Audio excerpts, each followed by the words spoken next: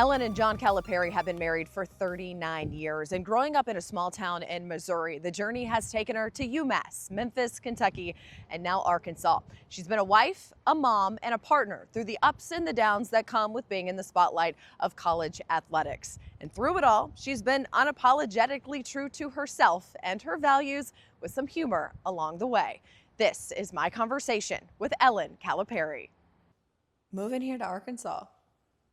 Did you ever think that this would, one, be a thing, but when that conversation was had, what was the reaction? It was not a place that we thought we would be, and there wasn't a lot of preliminary conversation. It wasn't anticipated to make a move, and it just kind of happened organically. And, you know, we're like, let's go. What's it been like being here? It's been good. It's been, you know, the first year was chaos just in all the ways of moving. When you're a coach's family, they have a gym and players, except he didn't even have players. And it's usually the family that has to fit into, you know, everything else, take care of everything else, because they've got full-time, you know, work to do. John gets on a plane, comes out here, like you said. Yes. He's got basketball to take care of. You get everything. Oh, you get yes. everything else. Yes. Stay behind, sell a house. In the past, it was like let kids finish school. And this is the first move that we made that I didn't have to worry about what schools for the kids. So being here, a year. You've been in and out of Bud Walton. You've now donned the Razorback red. What was year one like? It was a lot of things. Trying to get a wardrobe of red because, you know, when you're at other schools, the last two schools were blue. So we were anti-red for all those years. So doing that and then just getting used to everything, which really seemed strange in the beginning. You know, we were in Kentucky 15 years, so it was really hard to get used to being at another school, cheering for another team. Being a coach's wife, what's the biggest thing that you feel like you have to adjust to every time there's something brand new from your perspective? You know, that's hard to answer because I would say not a lot that's unusual. Because I do my own thing while he does his, and I'm usually not, he would include me to be a part of things. I'm kind of antisocial. I'm not a social person and keep to myself, do my own thing. And, you know, we've kind of got a group of our staff wives and things like that, you know, we all can rely on each other, because that's the hard part too, because you really don't have a base of anybody, a support group, you know, outside of, you know, your own people. I love that independence. I think that maybe that's something people don't think about. But why was that important for you, even from the beginning? John has his career, and I'm going to stand beside him and support him, but I'm still Ellen, and I still like to do what I like to do. I don't know, that's a good question, because I never would have considered myself to be independent, and I've had to learn to be independent from the very beginning. And once I had kids, it was my sole focus was my kids and making sure they were grounded and happy. And, you know, we went to games. You know, I don't generally travel with the team, and we would go to postseason tournaments, things like that. But other than that, he would include me in things with the players, which is nice, because then you feel like you're, you know, part of the group, so you're not just totally separate. Yeah. But it's more a choice. And the kids are fun to be around. Yeah. So. Yeah. What was it like raising the three kids? A lot of work. Yeah. And it's, you know, just finding schools. It's like being a single parent with financial support. So you don't have to worry about working. And I was lucky that I could stay home with my kids. And it's a slow process of, you know, meeting other parents and getting that support group in the beginning and all that stuff. But anything I did at home with, whether it was crafts or anything outside, I would, you know, just have my kids with me.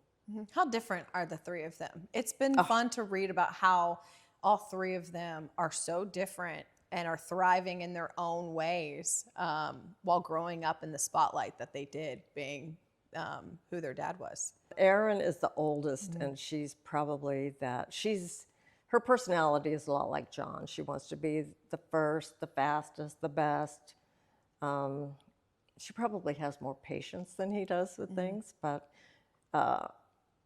you know, she travels all the time. She did play basketball, and she was a walk-on Division I player in college, and she got frustrated by not playing, and so we kept telling her, of course, then when you drop off your child at school, you leave them, they're crying, you're crying, and you're an airplane away. You can't just get there in a car, but that was hard. But we would say, you can stop playing. It doesn't make you a quitter, because you have that mentality of the basketball world of, if you stop sports, you're a quitter. And then once she did, she put everything into academics. And then Megan is probably more the happy-go-lucky, free spirit, or she appears to be happy-go-lucky. And she went to culinary school and has been a vegan for years. And she's a vegan pastry chef, works at a plant-based creamery in the Boston area. And there's Brad, who gets, you know, beat up by the girls all the time, which he deserves most of the time. But he wants to be in the basketball world, and has always been, you know, wherever John was, and we just have always done everything together. So we're kind of a tight group. Yeah. Megan sounds like more of the creative brain. Does she get that from you, the creative side of her? Possibly. Yeah. Possibly. She likes to have fun. She likes to laugh. And so she's a lot of fun to be around. She gets Erin out of her comfort zone sometimes, because Erin gets more serious and more focused. And Erin, when she was young, talked early, walked early. But Erin would be like, don't touch me, but listen to me. I don't need you to hug me. Just listen to what I have to say. And if John wouldn't listen when she's just talking away, she would take his face and turn like to listen to me. So she would get her point across. And my daughter does John's that. like that. Yeah. He's a talker, not a listener, and I tell him that all the time. How was he with the kids growing? I know he was busy in coaching, but how was he as a dad when the kids were little? Gone a lot. Yeah. And if he had moments of time, he would call and say, bring the kids to the gym. So it was always meet him here, meet him there, or go to the radio show with him when he had that. And he happened to say the other night, probably like a week ago, talking about raising the kids. And I said, what? He said, well, I helped raise the kids, didn't I? And I said, no. And you could ask them what they think. But he thinks he did.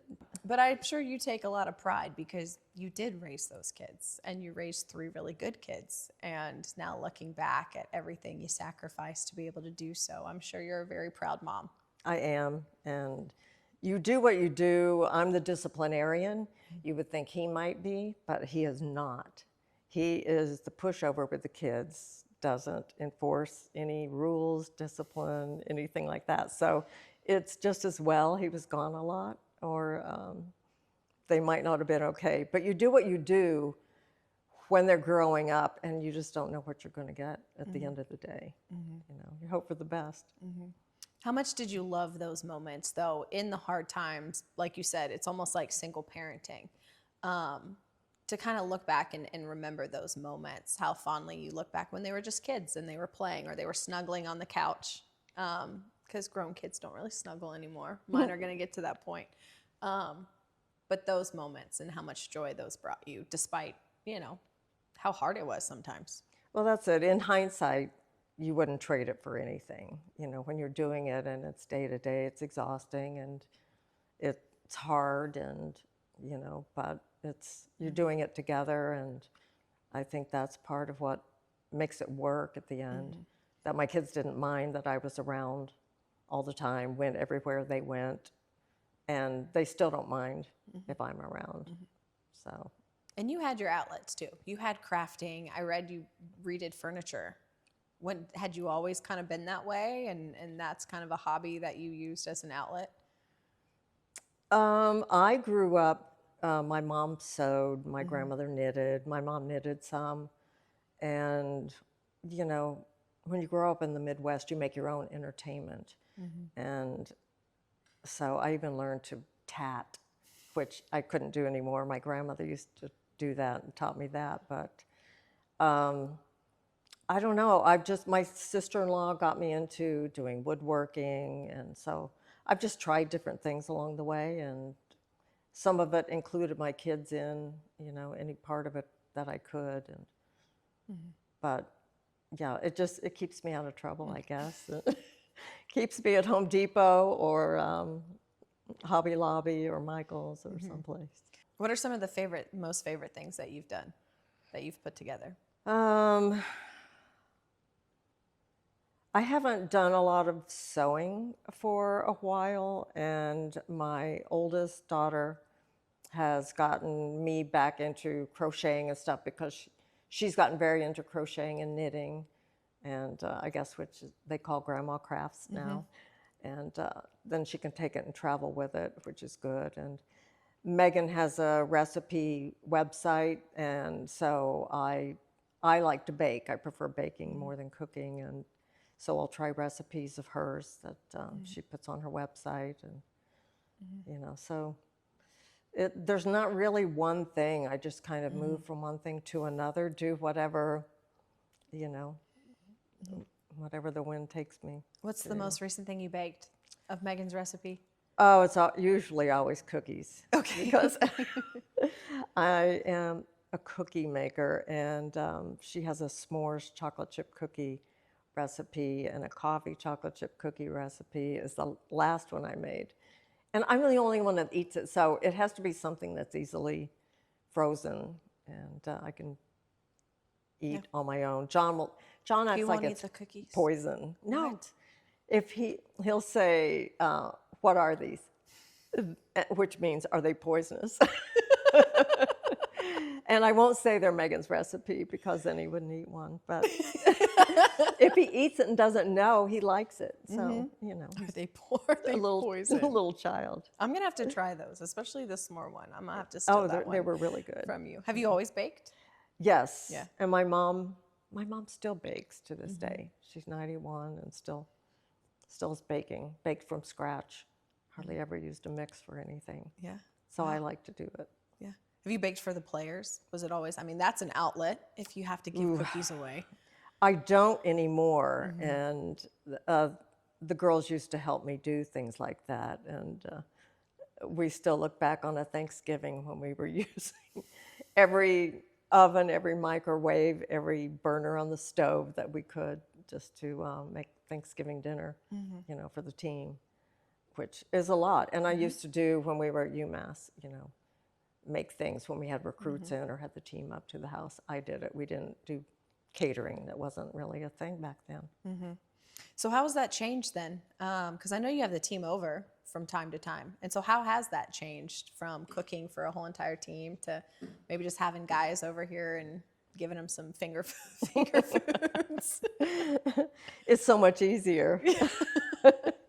Then you can enjoy them being there, and you know, then I just worry about birthdays, because you know it dawns on you that even though they're large people, they're little boys, and I would want somebody to care as much, you know, for my son as I care about these kids and their well-being. And I know, you know, going to class and doing practices, there are a lot of demands on their time, and you know, they're good kids, and so it's to remember their birthday. You're like they're away from home, a lot of them for the first time, and it needs to be recognized. Yeah. They're not going to say, "Hey, man, it's my birthday," you know. So Guys don't do that. no, They hate birthdays. I don't understand. What do you do for the birthdays? I make brownies, so everybody gets brownies, and they can share them or they can keep them to themselves. They choose, you know, however they want to do it. Is it your recipe? Is it the same one you've It's used a secret. forever? Okay. It's a secret. Okay. So it is the same one. How long have you been making birthday brownies? It's been a while. Yeah. It's been a while. In fact, we have a player who DM'd me to bring brownies when we play in Memphis because I'm thinking I'll go to the Memphis game. Yeah. So, Always have to have the brownies. yes. Okay. All right. But secret recipe, we're It's so not going to simple. tell. No. We're not going to tell anybody about. No, lips are sealed. Yeah. Man, we're going to have to find a way to get these brownies. I'm going to tell you when my birthday is. It was August, so I've got some time to wait. But okay, let's talk about the Instagram. When did you start that? We were in New York, Yeah. and see, that was Megan that got me doing that. Okay. And I don't even know why. I think because I kept hearing about pictures they would be posting on Instagram, and I was not seeing these pictures. And so I said, you know, get me on Instagram. And I was just planning to be a voyeur. And so I got on and never thought that anyone would naively, no one will know who I am. But, you know, Megan blew me out of the water and told everyone. So then everyone knew, which is why, you know, I had to be discreet and name them different names. You know, I can't go by their names. Yeah. No, I think it's great. And I think it's a way for you to kind of show who you are without, like you've said, putting yourself completely out there. But you still get to have some fun on that platform. Yes. Yeah. Because out in public, I'm very self-conscious and very insecure. So it's easier for me to be able to, well, obviously make fun of him because he makes fun of me in small groups to other people, and no one knows that. And I had no way to retaliate, and now I'm making up for it.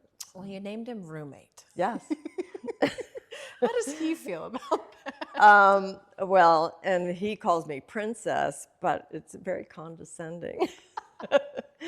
That's his way of making a statement back to me, you know, the princess. Yeah. She's not a queen, she's just a princess. Yeah. Can we talk about the trash fight? Because I feel like that's the big thing on the Instagram is who's taking out the trash. I'm pretty sure he doesn't like being called out for not taking the trash out. I don't think he did in the beginning. And it's funny because shaming him on social media helped him take the trash out. He never took the trash out. It was me all the time. So I don't even remember why I started doing that. And, you know, now that's what everybody wants. They want to see if he's taking the trash out or if he's failed once again this week. And sometimes he's out of town. Sometimes he has a legitimate excuse. Sometimes he doesn't. Yeah.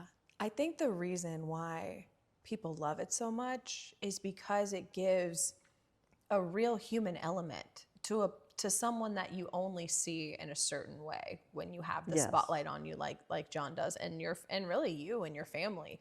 And so when it feels like, you know, one of us, right? Like who doesn't fight with their significant other about the trash or the laundry or something like that? Anything. And so you've brought a real human, authentic element to, I think, maybe a man that a lot of people don't know the way that you do. That's probably true. And I think people have a perception of who they think you are.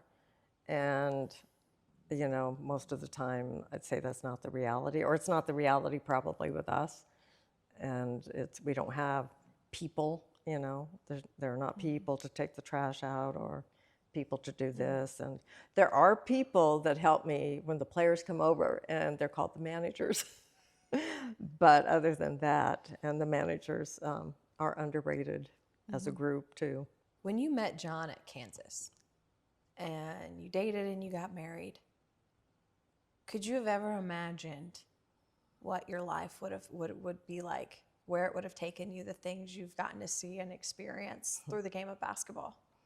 No, because I grew up in a town of 900 people, and you know, all my family is still there, and I never would have thought that, and I wouldn't have had the vision to see that. And I've just been along for the ride, and just been the support, and no matter where he drug me to, I'm like, you know, there's always something positive in it, about where you go, and you know, obviously we've lived geography firsthand, and I didn't really have to move growing up, so I've tried to express to my kids to let me know what I can do to make it easier for them, because I don't know what they need, you know, to make it easier.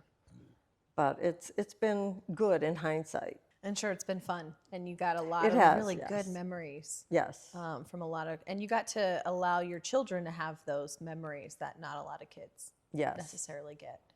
Yes, and of course I wish I had more pictures than I do, but I, at the same time, don't like to invade the players' privacy. But I have a couple of pictures, you know, with players holding the girls when they were little, or I have one of our players giving Megan a bottle, and one of them laying on the floor watching cartoons.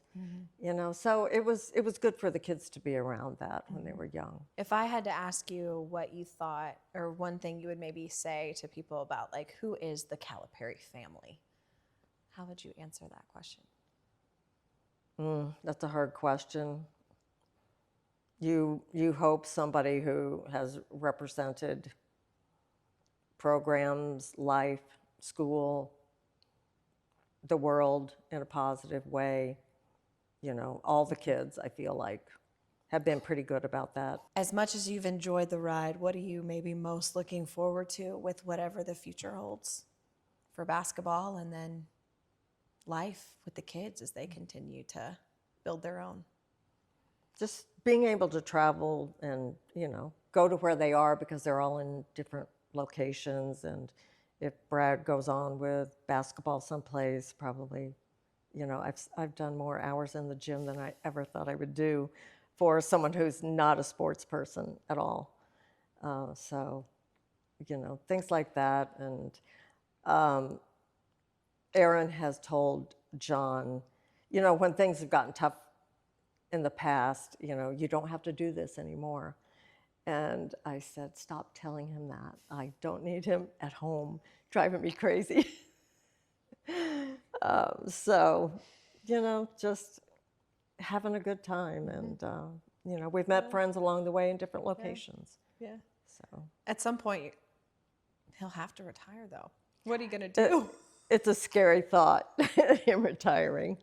I don't know. We tell him he'd be good as a commentator or something, and he's like, oh, I don't know if I would do that. Like, but you'd be so good at it. You need to do something. Yeah.